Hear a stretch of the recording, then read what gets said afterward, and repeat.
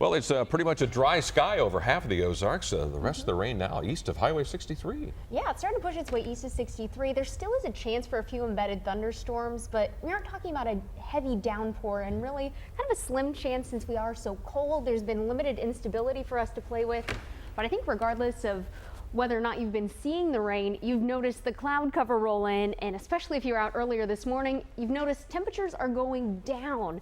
It's pretty easy to pick out where the cold front is and where it's been because it's that nice big line of clouds and showers and, like we mentioned, a few of those embedded thunderstorms. Right now, I think unless you're starting to head off east of 63, maybe down toward even Cape Girardeau, you should just be watching for things to dry up, but it's down toward places like West Plains, even into Mountain Home and Mountain View, that we're still seeing the potential to add on to that rainfall.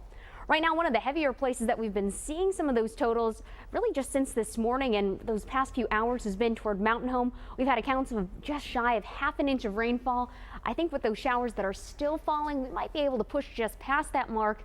If the rain isn't enough of a dead giveaway, look at the temperature trend over the last 6 hours. If you're up first thing this morning, we were almost 70 degrees at the Springfield airport by 6 a.m. and since then we have continued to fall. In fact, Springfield already, we're looking at the 50s. Mountain Home, you can see from our camera that we're already starting to dry things up now that that cold front's pushing through. But of course, the temperature drop, the biggest thing you're noticing. And on top of that, we still have that breeze. Now, winds aren't quite as strong as yesterday, so we don't have those wind advisories in effect anymore. But I still wouldn't be surprised if we saw those gusts within the range of 40 to 45 miles per hour. Now, that drop into the 50s.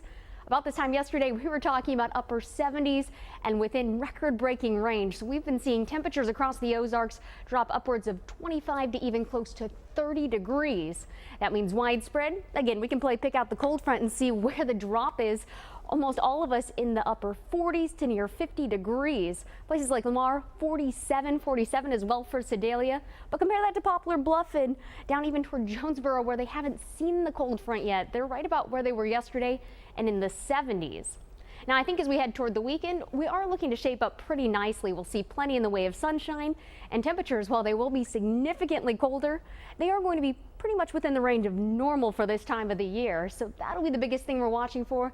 And of course, still keeping an eye on what's left of that cold front producing showers and thunderstorms. You can see from this cold front as it continues to sag its way south and east this evening, there's a lot of dry air behind it. Now, the clear sky behind this, that means nothing in the way of a blanket to keep in the limited heat that we will have by sunset. So I think not only tonight, but first thing Saturday morning, that's when you want to pull out that new winter coat because we are looking at some cold air. We'll have that northwesterly breeze in place.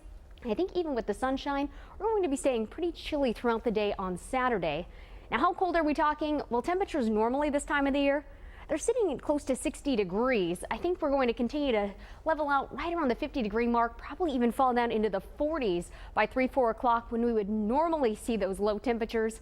And then first thing Saturday morning, we're looking at 20s and 30s. I went ahead and kind of lowered those numbers from even what our models are thinking. And on top of that, look at some of our wind chill temperatures. We could be feeling more like 20 degrees once we get that northwesterly air in place of that cool and clear sky. We still do have the chance for a few more isolated showers and thunderstorms. I think 50s and 60s, though, those have already come and gone. Like we saw from the look at the last 12 hours, it was first thing this morning around 6 a.m. that we were even close to the 70-degree mark. So tonight, make sure those windows are closed. Make sure you're even probably throwing on an extra blanket. You might want to turn on the heater because we're looking at widespread 20s and below 32 degrees. So both tonight and tomorrow night, we could be talking about hard freezes here in the Ozarks. All right, thanks, Liz. Still ahead, a new